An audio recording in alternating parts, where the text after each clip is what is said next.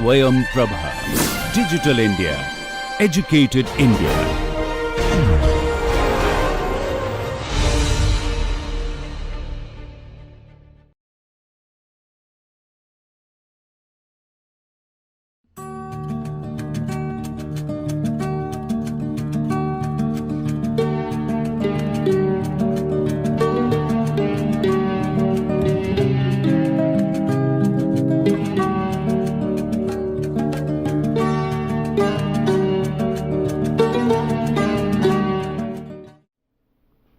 Welcome back. In lecture 12, we will cover sampling theory part 2.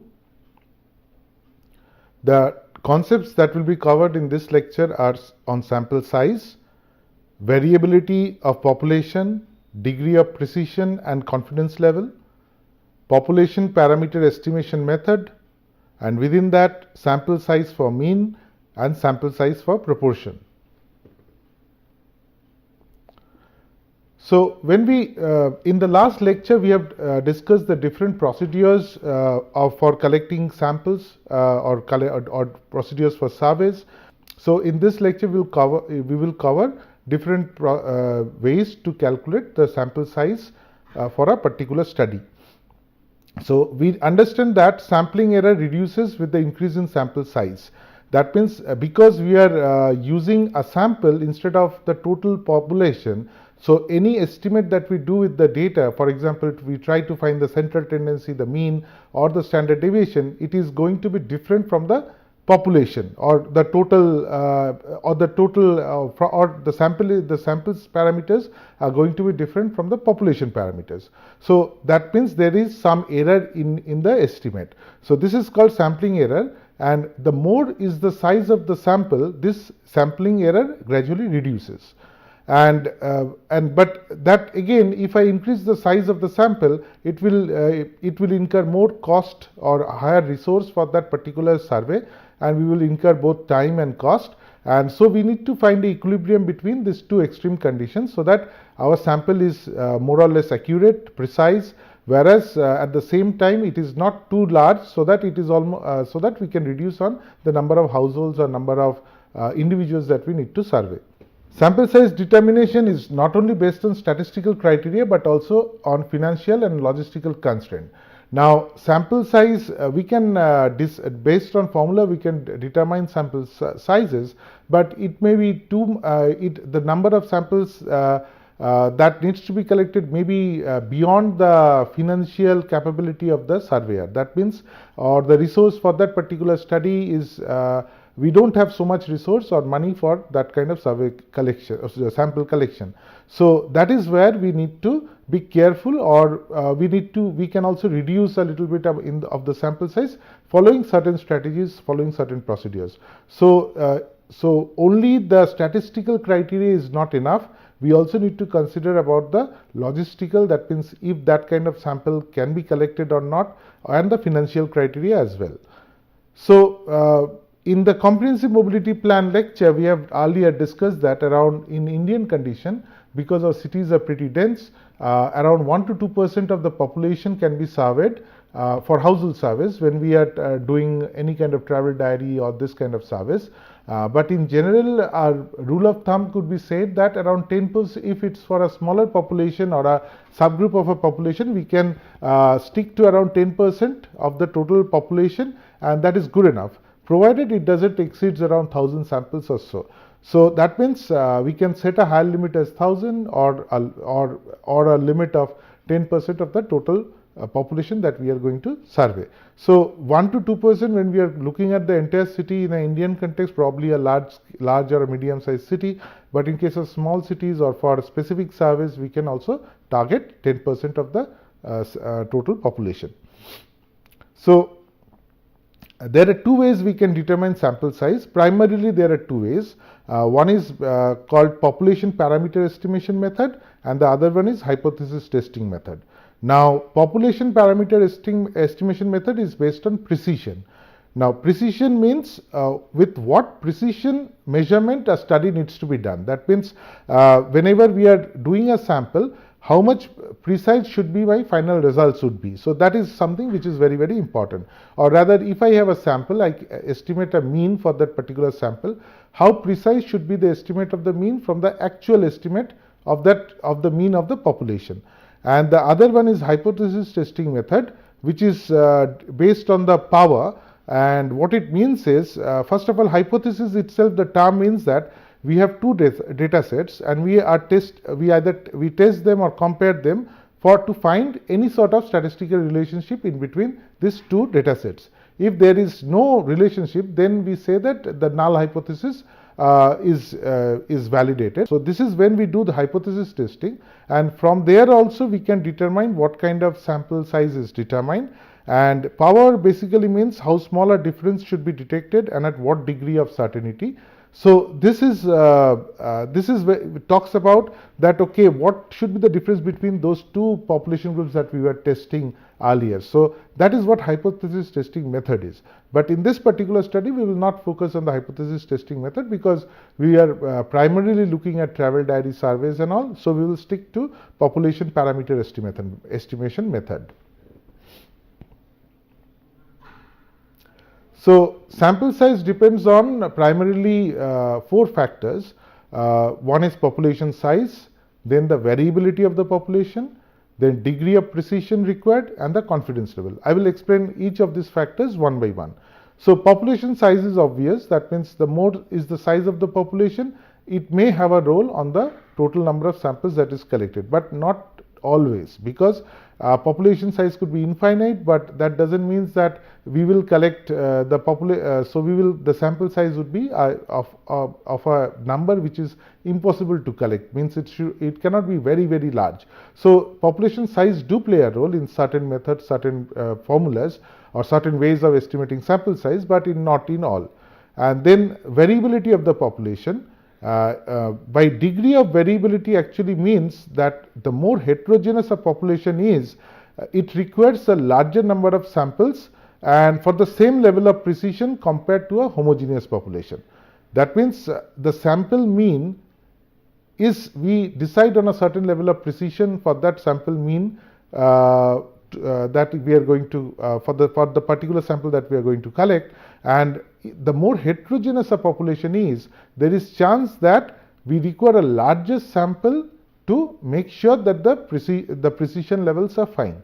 So that is why we say that whenever a group is divided into like 50-50, then the proportion, that means that it's the maximum amount of heterogeneity is being considered. If it is like 80 or 20%, that means one group is 80%, another group is 20%, then the amount of heterogeneity in the estimate would be lesser. So the population heterogeneity is actually less. So that means variability is basically lesser. So usually in many studies what we do is, if we want to go for a very, very a conservative sample size, that means we cannot be wrong with this kind of sample size selection, then we take variability as a fixed value of 0.5, which actually indicates it's a maximum variability in the population that is possible when we are comparing two groups. So that is that is used when we do this kind of estimates.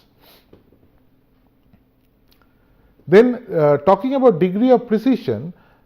Degree of precision or sampling error arises since a sample is being used to estimate a population parameter, maybe mean in this case. So of course, because we are using a sample, the sampling error is there because the sample mean is not going to be same as the parameter mean. But bigger the samples, less is the sampling error. So you can see in this particular image, in this particular case, the sample size is 2401.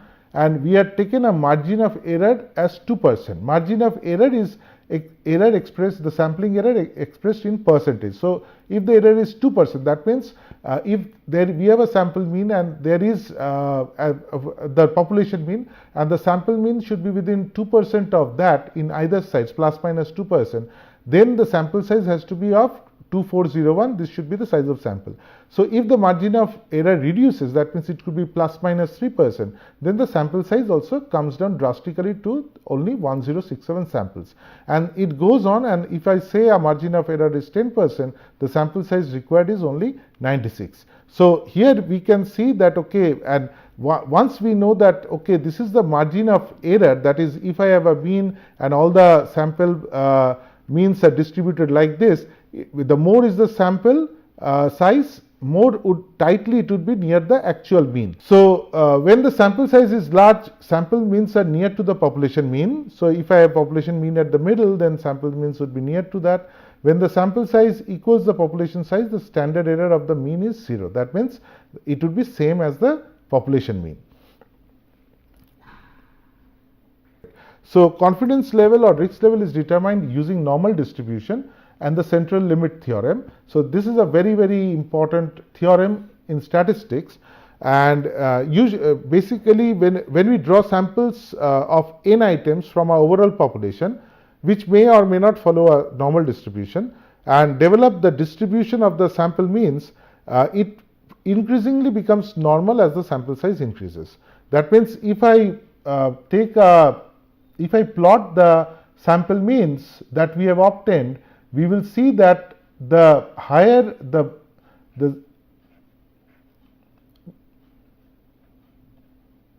we will see that the more sample means are near to the actual population mean, and it follows a normal distribution like this. And this particular curve could be defined. This is also could be defined as a probability density function, and with distribution with mean mu and standard deviation sigma, and it is given by the equation as it is shown over here.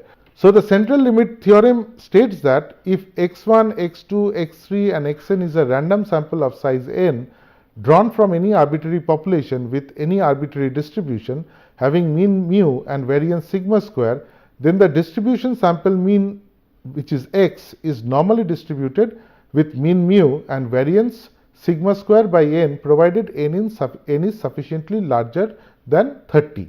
So what it means is, if I draw a random sample of size n from any population with mean mu and variance sigma square, then the sample mean, if the number of sample size is more than 30, in that case, if we estimate the sample mean, it would be more or less, it would be normally distributed, and not only that, it will have the same mean as the population mean, which is mu, and the variance would be sigma square by n. Now sigma square is the variance of the population. So sigma square by n is the variance of the sample. So we can say that standard deviation of the sample, or which is also called standard error, is equal to sigma by root n. So this is very, very important, and what it shows is if I know the sample estimates or the sample parameters, then if we can estimate the population, if we know the sample parameters, then we can also estimate the population parameters from them. That means if I collect a sample and I see that the mean is of a particular value, then I can say that the overall population will have the same mean. And if I also collect the sample and it is more than number of 30, and we also check the standard deviation of the sample, then we can say that this standard deviation is equal to the standard deviation of the total population divided by the total number of the sample size. So from this we can actually say that the sample statistic can be used to estimate the population parameter. So we can, using this relationship, we can also determine that what should be the sample size in case we know the population parameters. That means if I know mu, if I know sigma square, then we can also determine the sample size that would be required to estimate our sample. So in this particular graph, we can see that this is the normal distribution that I was talking about, and this area under the normal distribution, this particular curve, which is a bell-shaped curve, houses around 34.113% of the observation, and so on the other side as well. So this is mean, this central line is mean, this is the average value, and all the observations are spread around the average value, and and all these observations are lying around under this, more or less follows a normal distribution pattern, and we can say that within one standard deviation, around 34.13% on this side and 34.13% on this side. So that means around 68% of the data lies within one standard deviation. Similarly, within two standard deviation, around 68 plus another 27%. So that comes to around 99% of the data lies within this two standard deviation. And then we have got 3 standard deviation and 4 standard deviation and so on. So we can say that in 95% confidence level, out of 100 samples drawn from a population, 95 will provide an estimate within the fixed precision level or sampling error. So what it means is, I was explaining in a different way earlier. That means if in case we are drawing 100 samples, 95 of them will provide an estimate within the fixed precision level that we have defined earlier. That means if I have said that it is within a precision level of 5% or 2% on either sides, then 95% of the time it will be within this particular area. So in that way we can say that for sample size calculation, the confidence level desired is determined by the z value. Now z value is equal to x minus mu by sigma, which is nothing but this is the z score. So at mean it is 0, over here it is 1, that means it is 1 sigma away. So that means that observation is around the z score value over here is 1. So if I have around 68% confidence interval, then probably this is the value that we are looking for. If it is around 95% confidence interval, it comes to around over here, and if it is 99% confidence interval, then we are looking for a z score which is around over here, which is around 2.58, and this is 1.96. So 95% of the area under the normal curve is equal to z score of 1.96 over here, and 99% of the area under the normal curve is under z value of 2.58. So confidence interval says that that means for a particular precision value, we are sure that it will lie within this particular range of observations. So that means out of 100 samples drawn from a population, 95 will provide an estimate within the fixed precision level that we have defined, that is what is the sampling error level. So we can also have 99%, but that increases the precision further, that increases the confidence further.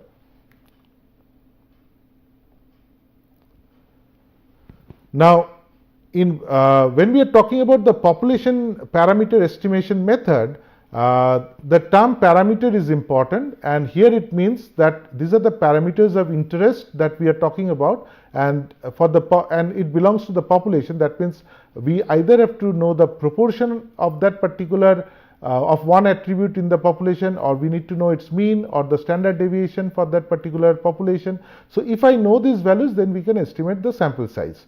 So we don't need to know all of them. Some of them, if it is known, we can estimate the sample size. So if these data parameters are available, then it is okay. If it is not, there are certain strategies that we can follow. So what it means is, if I go for a sample survey in a town which I am not familiar with, for which we don't have any sampling frame. Sampling frame means that we don't have a sort of list where we know that okay, this is the list of people that are there in the town, so which is required for a random sample random sample set generation. So in that case, we can look for previous studies on this particular area or this particular population. If it is still not available, we can do a small pilot study and we can get estimates for mean or standard deviation and even for proportion. That means we do a small sample which is much smaller than the actual sample size, and finding using the proportion of a certain of that particular attribute of interest that we are going to study, and we can see that proportion. From that we can also estimate its mean or standard deviation, and then we can use that in our in sample size calculation. Or it could be based on the experience. If we have a very experienced surveyor, then he can also use his experience to set this particular values for this particular population. Then we can use rule of thumbs. For example, if I know the range of the maximum value and the minimum value for that particular attribute, and we divide by 4, we get the standard deviation of that particular attribute. Or if we are doing a stratified random sampling, or a strata-based sampling, or a cluster-based sampling, we also need to have strata and other information or within that particular population. So these are the information that is required. And sample size calculation should be done using different methods, such as either through using proportion or using mean and standard deviation, and we should adopt the largest sample size that we get using this method. Then we are on the safe side. But it is sometimes not practical. That means we cannot do all methods. In most cases, the proportion method is most appropriate. But we can also, if proportion is not known, we can go for mean and standard deviation, this kind of method. But usually we need to find out whichever gives the largest sample size, we should adopt that to be on the safe side. So once in case of simple random sampling, I'm not going for explaining detail of more complex sampling exercises like stratified random sampling or cluster based sampling. For only simple random sampling, which is in most cases we do simple random sampling, and we determine the sample size by different methods. The first method is determination of sample size for mean, and here for this method is apt for polytomous or continuous variables. Polytomous means a variable with multiple categories. That means we take an attribute which can be of different categories, whereas dichotomous means which has got only 2 categories, like for example male or female. These are 2 categories. But if I have age group, it could be of 4 or 5 categories. So it's polytomous. Now for polytomous could be also converted to dichotomous by adding up those different categories into broader categories and ultimately bringing it to dichotomous. And if it is dichotomous, then we can use a sample size based on proportion. That means this one is sample size based on mean, and we can determine sample size based on proportion. As I told you, it is a more robust method and will be explained in the next slide. So in case of determination of sample size for mean, the formula that is used is Nm equal to z square into sigma square by E square, where Nm is the sample size, Z is the z-score of the confidence level, E is the desired level of precision, and sigma square is the variance of the attribute or standard deviation, and which is basically means that the standard deviation has to be known, then only we can compute the variance. And sample size varies for each attribute, that I will come to later. So here we can say that z-score for confidence level 95% based on our previous. In this particular figure, I have shown the z-score for 95% is somewhere around here, because this is 95% of the observations are within this range. So here it is around 1.96. So that is why I have chosen 1.96. Let's take a standard deviation for this particular attribute as 5, and error value, that is the sampling error, we set a precision value as plus minus 10%. So that means we say that the estimate could be, if the actual estimate is 50, the estimate could be from 40 to 60. So that could be that kind of precision I am allowing. And Nm, so we estimate Nm is equal to, using the formula, and we see that the sample size comes to around 9,604 samples. So this is the sample size, number of samples that we need to collect using this particular method. So it is also clear that if I choose a different attribute of the population, instead of, like for example, I am doing a travel diary survey, if I take gender, then probably I will get a certain value because it has got a certain standard deviation, or it could be age, or it could be something else. It could be a continuous variable as well, like income levels, it could be continuous. And we can, if we know the standard deviation, we need to know the standard deviation, but different variables will have different standard deviations that, or the variances would be varying. So if the variance is different, then it will have a impact on the total number of samples that we need to collect. So that is the problem with using this method. Sometimes the sample size is varies by a huge margin. In one you may find the value is 1000, in another it may be around 15,000. So this is the this sort of variations can happen. So sometimes we can say that in the highest sample size should be adopted, as we have discussed earlier, but this method is, that's why, not that robust. Instead, the method based on proportion is more appropriate. So in addition to this, we should also be considering the non-response factor. That means a lot of people don't respond for back in a survey. That means we may approach them, but they may not be willing to participate in the survey. For that, we need to take provisions of extra samples that needs to be collected. So that will be taken care of by a non-response factor, which we can add to the sample size to get a higher sample size than the statistical estimate that gives us. So when we another popular when we do determine sample size for proportion, then one popular formula is Cochrane's formula for calculating sample size, and there are of course this is done when the population is infinite. That means the population is a huge number, and the formula that we use is ns equal to z square into p into q divided by e square. So here we take ns is of course the sample size, z is the z-score value of the confidence level, and p is the proportion of the attribute in the population, and q is equal to 1 minus p. So this is where the variability is also coming in. So this is e square is the precision level, z square is the confidence level, pq is the precision variability. So instead of, in the earlier formula, instead of variability, we were taking the standard deviation directly. So here we are taking variability of the population. P is the proportion of the attribute in the population, and Q is the 1 minus P, the remaining part. So here in the estimate, if I say a z-score for confidence interval, if I take a confidence interval of 90%, then the z-score is around 1.645, and p-value is equal to 0.5. We take 50% variability, which is the maximum variability possible. Then q becomes 0.5. Error is, we have taken plus minus 5% on both sides. Now this is converted into this is percentage. This has to be written like 0.05, and we put all these values in the equation, and we get ns equal to around 270 samples. So that also means that if I increase the error to 10%, the sample size will reduce.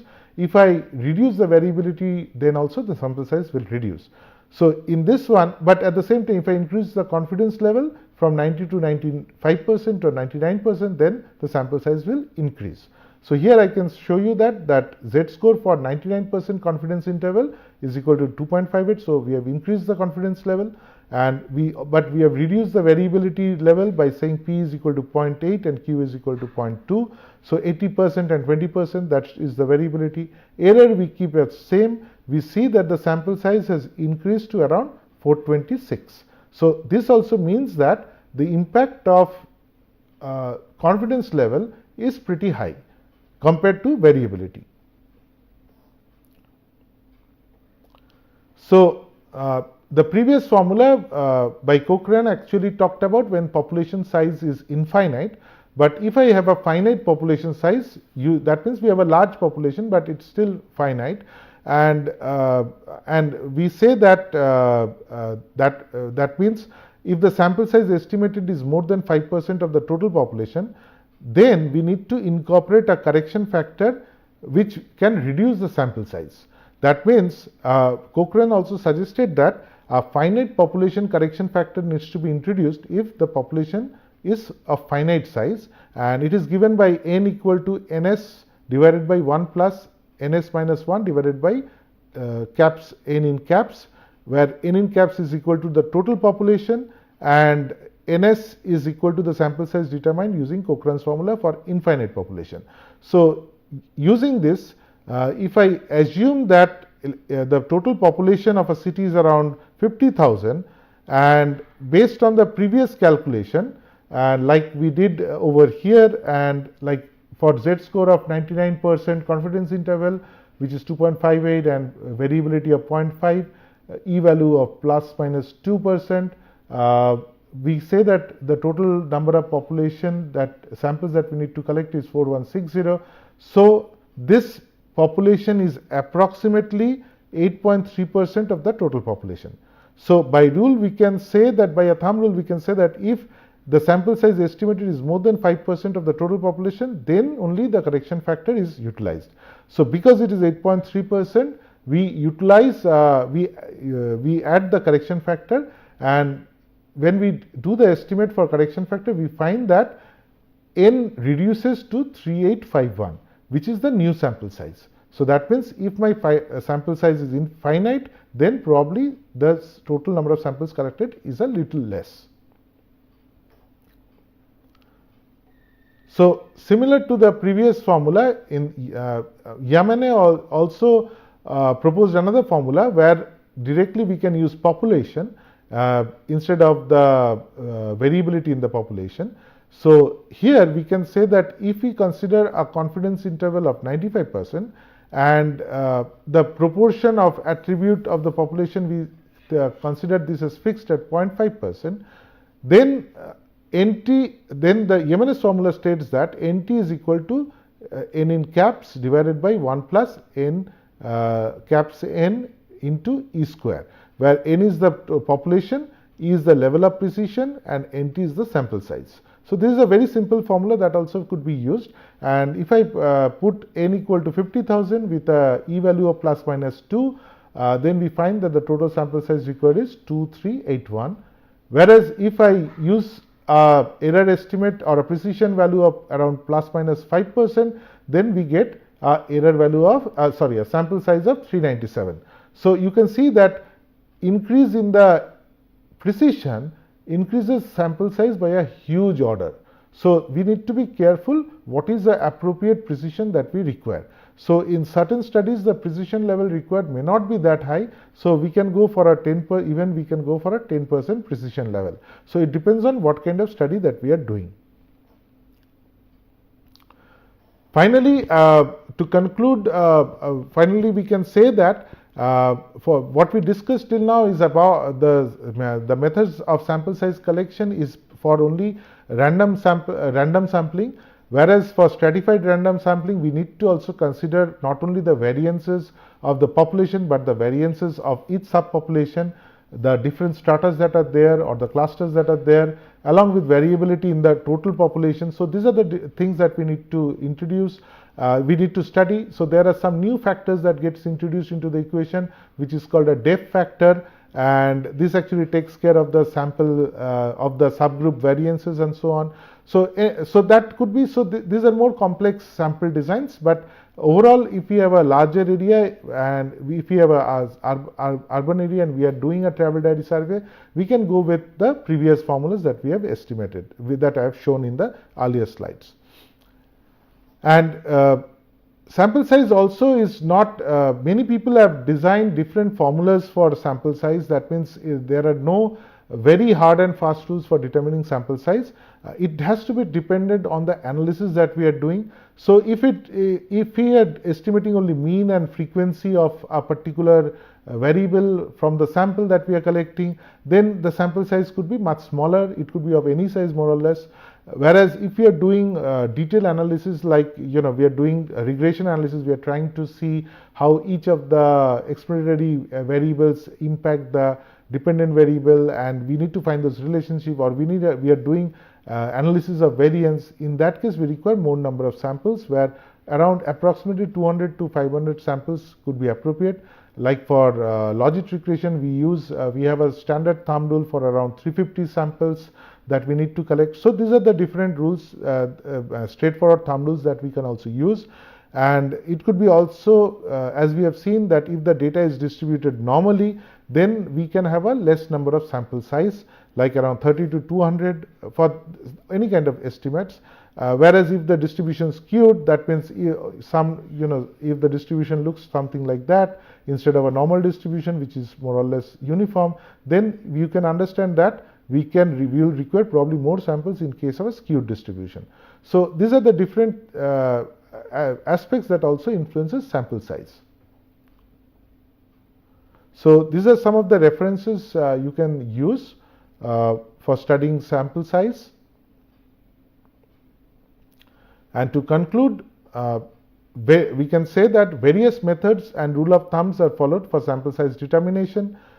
In addition to population characteristics, sample size depends on desired degree of precision and confidence level required by the surveyor.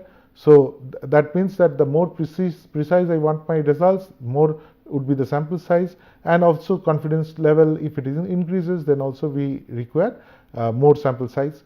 And sample size determination based on proportion is more robust compared to sample size determination using population variance. And finally, sample size also depends on the type of analysis and the distribution of the data. Thank you.